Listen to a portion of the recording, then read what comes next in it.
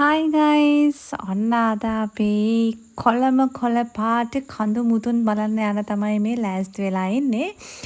ඉතින් පැය ගානක ගමනක්. ඉතින් අපි තුන් දෙනා කතා කර කර රණ්ඩු කර කර ජොලියෙන් යන්න තමයි මේ දැන් හදන්නේ. ඉතින් බ්ලොග් එක පුරාම දිගටම රැඳිලා ඉන්න කියලා ආරාධනා කරනවා. මේ නුවරඑළිය සුන්දරත්වය ඔයාලත් අපිත් එක්කම අත්විඳින්න. කියන්න බැරුණානේ අපි මේ නුවරඑළිය යන්නේ කළුතරේ ඉඳන්නේ. ඉතින් කළුතරේ ඉඳන් ලේසියෙන්ම නුවරඑළිය යන්න පුළුවන් මාර්ගය දොඩංගොඩින් හයිවේ එකට දාලා හයිවේ එකෙන් කඩවතින් එක්සිට් වෙලා අවිස්සාවේල පාර හරහා කියලා තමයි හැටන් වලට ගිහිල්ලා හැටන් වලින් නුවරඑළියට යන්න තමයි මේ දැන් අපි හදන්නේ. පට්ට ගන්න ඕනේ ඩිස්ප්ලේ ආවගෙන වට්ටකනේ.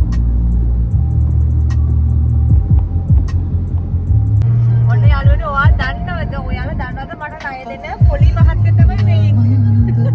එයා අද මට ණය දෙන්න කැමති නෑලු මට ණය දෙන්න නෑ කියලා. ණය දෙනවද? ණය දෙනවද? යාර ණය දෙන්න බෑලු මට ඕන කරන දේවල් ගන්න. මම දන්නවනේ දීපගේ මහත්තයා කොහොම හරි මට ණයක් දෙනවා කියලා.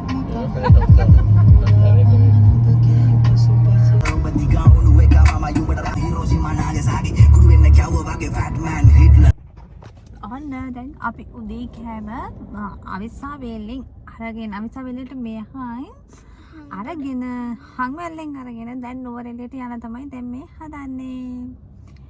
ඉතින් අද අපිත් එක්ක නුවරඑළිය යන්න ඔයාලත් එන්න. හොඳට වීරුට ගෙදර කනකොට මේ ඕම වීරු කන්න බෑ. මේ කඩේකින් කනවනම් වීරුට හොඳටම කන්න පුළුවන් කඩේකින් කනකොට. වැඩි කියන්නේ ගෙදර කනකොට කන්න බෑ.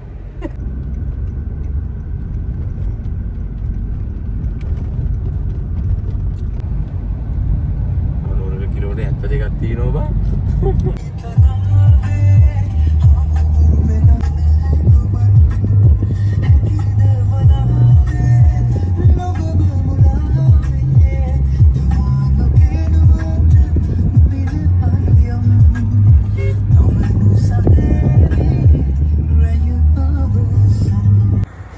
නුවරඑළිය යන ගමනේ ඉතින් අපි මෙන්න මේ වටවල හරියම වගේ පොඩ්ඩක් වාහන නතර කරලා වාහනේ බැහැලා ලස්සන බලන්න ඕන කියලා හිතුණා.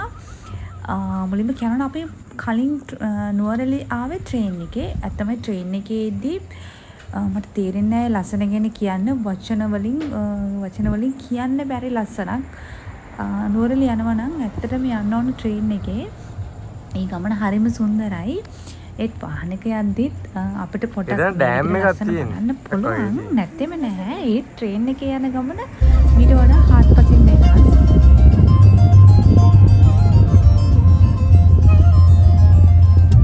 මේ වටවල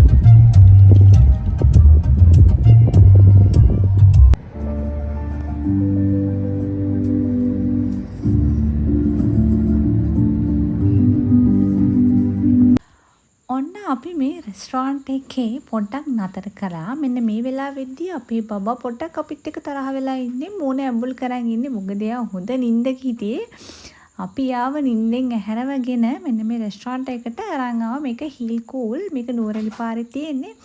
ඉතින් අපිට චූටි බඩගින්නක් ආව මෙතනින් කාලේ යනවා කියලා හිතුවට බබා කැමති වුණේ නෑ. එයා ටිකක් දුර ආව නිසා පොඩි වමනි ගතියක් තියෙනවා කියලා කියන නිසා කන්න බෑ කියලා කිව්වා. ඉතින් අපි තීරණය කළා මෙතනින් කොපි එකක් විතරක් බීලා ඉස්සරහෙන් කනවා කියලා. ඉතින් මේ රෙස්ටෝරන්ට් එකේ කොපි එක හරිම රසයි. ඒ වගේම අපි ගෙදරින් පිටත් උනේ 8 මාරට වගේ. දැන් මේ වෙලාවෙද්දි 3:05.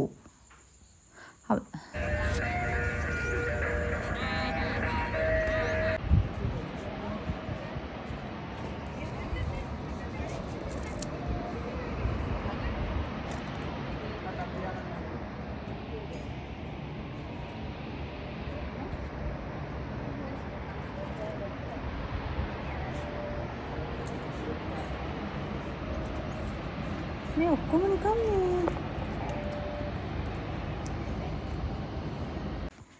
අන්න නුවරඑළිය යද්දී පාරේදී අපිට හම්බ වෙන ලස්සන දිය ඇල්ලක් තමයි මේ. අපි පොඩ්ඩක් විතර වාහනේ නතර කරලා දිය ඇල්ලත් බලාගෙන නුවරඑළියට යන්න තමයි හදන්නේ. තමයි හරිම ලස්සන දිය ඇල්ලක් තමයි. මේ යන පාරවල් මට තේරෙන්නේ නැහැ. ඒ කියන්නේ මම ඒ කොළ පාටට මාරම ආදරෙයි. ඉතින් මට හරිම ආසයි මේ කොළ පාට දිහා බලාගෙන ඉස්සරහටම යන්න. ඉතින් ඔයාලත් එන්න මාත් එක්ක ඉස්සරහටම යන්න නුවරඑළිය ලස්සන බලන්න. ඔන්න අපි දැන් නුවරඑළියට ආවා.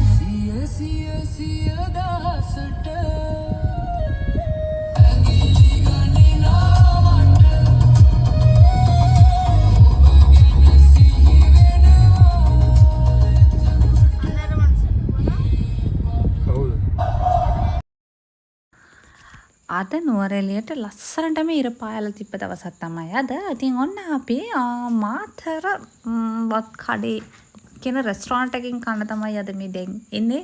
ඇත්තටම කලින් සැරේ ආපු වෙලාවේ අපි මේ රෙස්ටෝරන්ට් එකකින් කෑම ගත්තා. මේකේ කෑම මාරම රසයි. ඉක්මනටම කෑම එක අපට හදෙනවා. ඉතින් අපි ඒකෙන් කාලා අපේ නවාතැනට ගිහිල්ලා අපි මේ ආයේ නුවරඑළිය ටවුන් එකට පොඩ්ඩක් එනවා රෑ කොහොමද කියලා බලන්න. මොකද අපි රැට එළියෙන් කන්න තමයි තීරණය කළන් ඉඳියේ. ඉතින් බලමුකෝ නුවරඑළිය ටවුන් එක රැට මොන වගේද කියලා. ඉන්න එකක් තියෙන්නේ.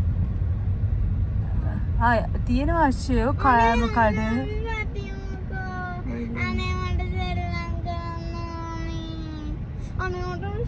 අපි යන් ඉතින් කාර් එක නතර කරලා බලමු.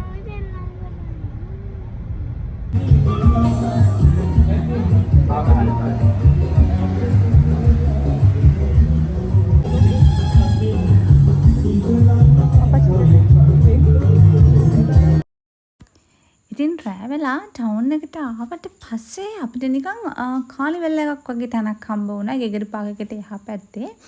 ඉතින් අපි බබාට ඒකට එන්න ඕනේ කියලා හිතුණා. හැබැයි සෙනඟ නම් ඉඳියේ නෑ. අපි හිතුවේ කානිවල් එකක් නෑ කියලා. ඒත් අපිට ඒකේ පොඩ්ඩක් එන්ජොයි කරන්න පුළුවන් වුණා. ඔන්න බබාට ඕන හින්දා අපි මේ එයාප්ලේන් එකේ යන්න හදන්නේ.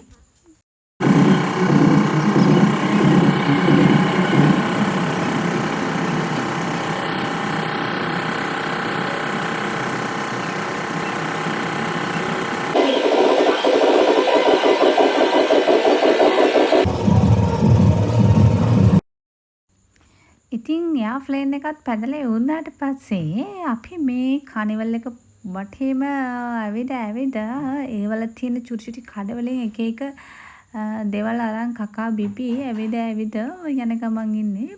ඇත්තමයි නුවරඑළිය කියන්නේ වෙනම රටක්. ඒකේ තියෙන වෙනම වෙනස් විදිහේ වයිබ් එකක්. ඇවිල්ලා බලන්න ආසෙත් ඒ ඔයාලටත් හීතල වුණාට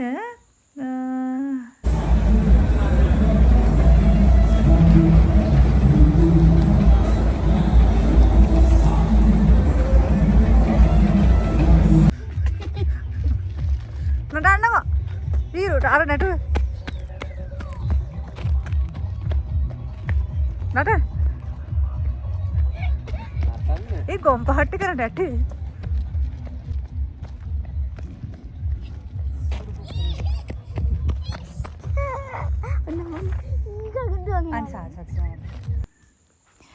අපි දැන් මේ වෙලාවෙ ඉන්නේ ගෙගිරි පාක් එකේ. ඉතින් මේ වෙලාවෙ නම් සෙනඟ කවුරුත් නැහැ ගෙගිරි පාක් එකේ. අර දවල්ට තියෙන ලස්සනත් නැහැ. ඒත් ලස්සනයි. අර මල් ඉපිලා තියෙන ලස්සන නම් අපිට බලන්න හම්බුනේ නැහැ. ඉතින් අපි රෑ කෑමත් එළියෙන් අරගෙන රෙස්ටෝරන්ට් එකට යන්න තමයි හදන්නේ. ඉතින් හෙට උදේම ආය අපි ගෙගිරි පාක් එකට එන්න තමයි හිතාගෙන ඉන්නේ.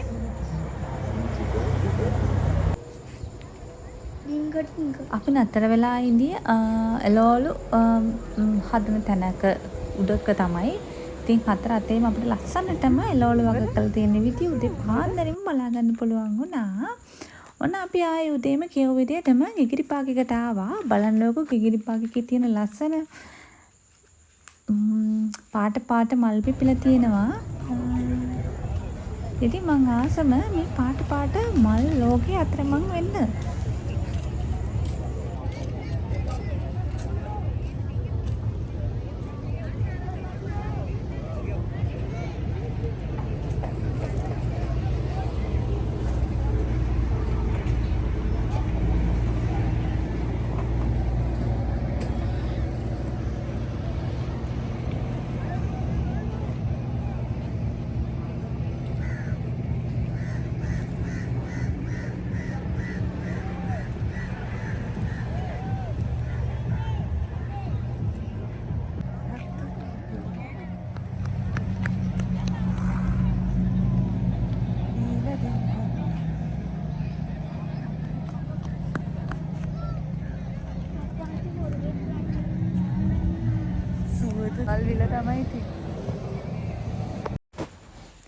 අද තමයි අපි නුවරඑළිය ගමනේ අන්තිම දවස.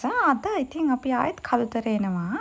ඉතින් අපිට හිතුණා ගෙදරට අලුත්ම එළවලුයි පළතුරු ටිකුයි අරන් එන්න ඕන කියලා. අපි පිටිනින් ඉතින් එළවලු ගත්තා. ඒ පේර නම් මාරම රසයි. මේ දවස්වල හැම තැනම පේර තිබුණා. ඉතින් ආයේ මේ වගේ බ්ලොග් එකකින් ආයේ හමු වෙමු.